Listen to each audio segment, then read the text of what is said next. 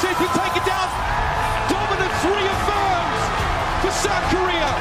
SK Telecom have overcome every challenge. They are the undisputed best team in the world. The SKT reign continues. They win their third world championship. 가나요.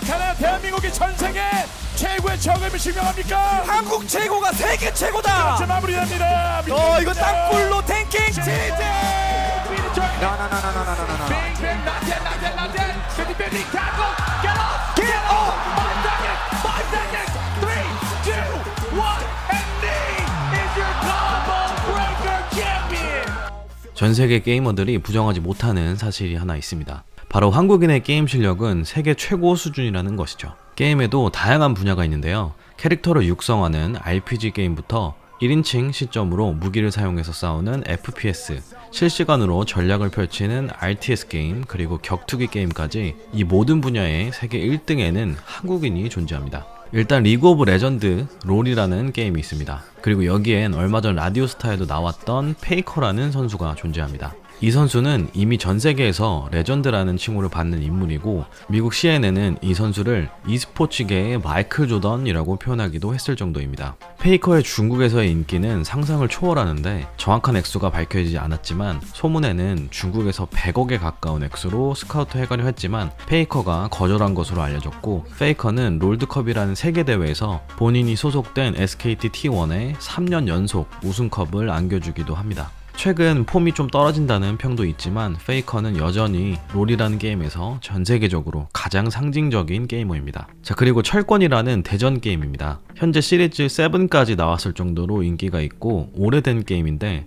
남코라는 일본 회사에서 개발한 게임입니다. 일본 게임이지만 신기할 정도로 한국인들이 전 세계적으로 압도적인 실력을 가지고 있는 게임이기도 합니다. 그리고 철권에는 니라는 아이디를 쓰는 한국의 배재민이라는 선수가 있는데요. 이 선수는 자타가 공인하는 역대 최고의 철권 프로게이머입니다. 애용하는 캐릭터의 기술에서 무릎이라는 이름을 그대로 착안하여 지었다고 하는데, 워낙 오랫동안 정상에서 화려한 커리어를 쌓았기 때문에 해외 게이머들도 철권을 한다면 무릎 선수를 모르는 게이머가 없을 정도의 인지도를 가지고 있습니다. 각종 대회에서 우승 53회, 준우승 19회라는 성적을 가지고 있고 30개가 넘는 철권 캐릭터가 전부 최고 계급까지 올라와 있습니다. 게임을 시작한 지 10년도 넘은 선수지만 2019년 현재까지도 세계 랭킹 1위에 올라와 있습니다. 철권 탑 10 리스트에는 한국 선수가 5명이나 보이네요.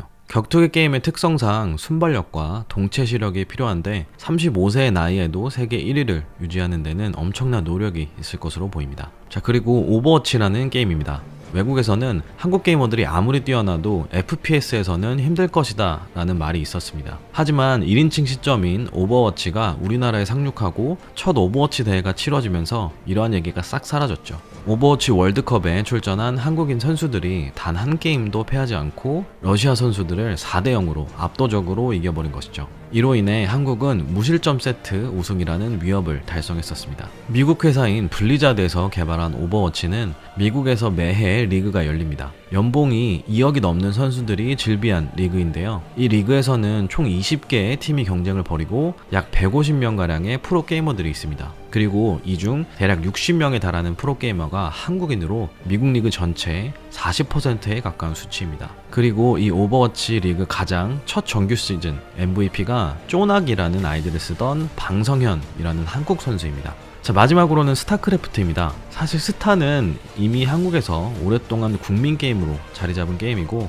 한국 선수들이 전 세계적으로 너무 압도적인 모습을 오랫동안 보여줬던 게임입니다. 이미 스타는 세계대회 16강만 가도 한국인만 보일 정도이고, 2016년 한때 한국인 게이머 총 상금이 140억이었는데 이는 당시 2등 중국의 7억보다 20배 많은 액수였습니다. 한국인들의 이러한 압도적인 실력 차이 때문에 생긴 재밌는 일화가 있는데요. 세계대회에서 맵팩이라는 상대방의 행동을 모두 볼 수 있는 해킹 프로그램을 이용한 미국 선수가 있었습니다. 이 선수가 한국의 전종범이라는 선수를 만나게 되는데, 핵을 사용한 선수가 오히려 민망해할 정도로 전종범 선수는 이 미국 선수를 가볍게 2대 0으로 제압한 사건이 있었습니다. 또한 대회 바로 전날 오른팔에 골절상을 입으면서 깁스를 하게 된 한국의 장재호 선수는 주변의 만류에도 시합 참가를 고집합니다. 오른손잡이였던 장재호 선수는 왼손으로 마우스를 쥐고 경기에 출전해 결국 우승 경력이 있던 외국 선수를 이겨버린 일화도 있었습니다. 또한 아프리카 BJ 홍구 선수가 중국 선수와 치러진 국제대회에서 발로 마우스를 잡는 퍼포먼스를 한 일화도 있었는데, BJ 홍구는 그만큼 실력 차이가 나서 게임이 너무 지루했다 라는 인터뷰를 하기도 했었죠. 자, 아직도 한국에서는 게임하면 색안경을 끼고 보시는 분들이 많지만 2019년 게임 시장은 200조에 육박할 정도로 전 세계에서 무시할 수 없는 하나의 산업으로 자리 잡은 지 오래입니다. 우리나라에 있어서도 게임 산업은 대표적인 수출 효자 산업으로 2018년 한때 한국 게임의 수출 규모가 한류 주역인 음악 및 방송을 합친 수출액보다도 4배나 높았던 적이 있었을 정도이죠. 저도 개인적으로 게임을 즐겨하던 사람으로서 이러한 우리나라 선수들이 전 세계적으로 보여주고 있는 선전은 굉장히 자랑스러운 일인 것 같습니다. 자, 이번 영상 여기까지입니다. 감사합니다.